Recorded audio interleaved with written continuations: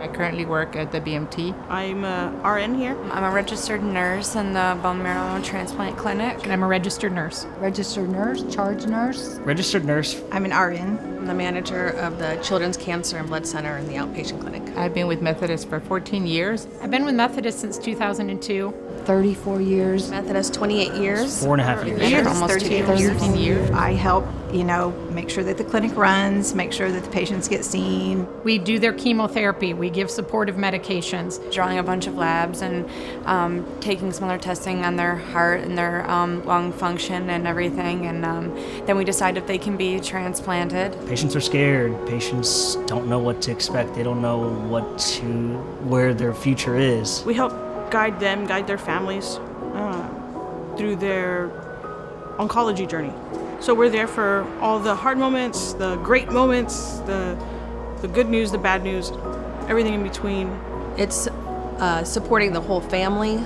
It takes a village. I play a role in comforting the patient, crying with the patient, praying with the patient. A lot of emotional support for them and their families, lots of questions. I treat my patients as if it was my own loved one in that bed. Like they're my friends or family. I often will hold their hand if they're scared. I lost my mom. I had jury nursing school. I spent a lot of days in this hospital.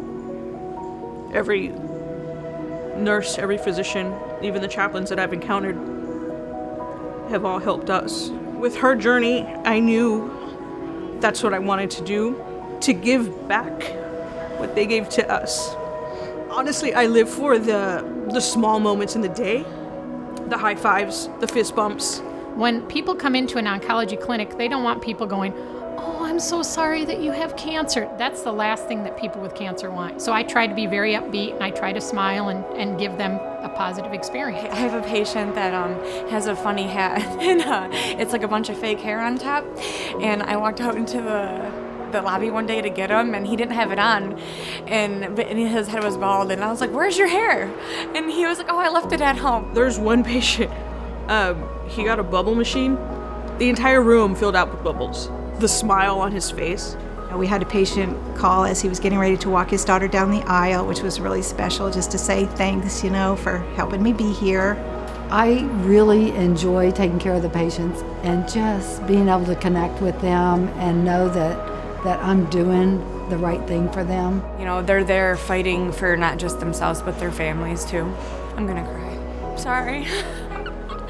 I do this at work a lot too. I think the motivation for me is just getting them to the end, getting them to the day they can leave so they can get outside and feel the sun. You get to know them and you know their families, and it's so nice to see them when they're healthy and they walk through the unit and they go, "Hey, you remember me?" I do what I do to help people. To be able to help. Because I just care so much for our patients. I love feeling like I can make a difference in someone's life. Especially when I'm pushing cells, like when I'm giving the transplant, it's like, this is it. Like I'm giving somebody another life. That day that they have their birthday and they get that transplant, that is life to them.